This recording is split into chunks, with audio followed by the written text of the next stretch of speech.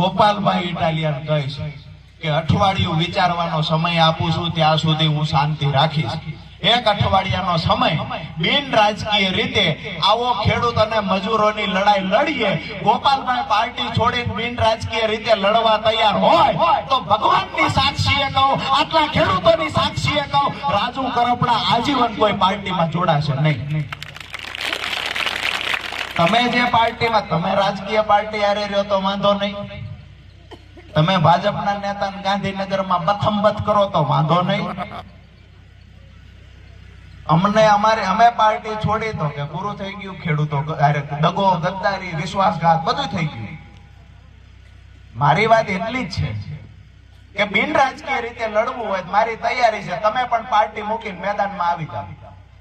આખી જિંદગી ખેડૂતો માટે લડવું છે, બે ભાઈ ભેગા મળીને કામ કરશું.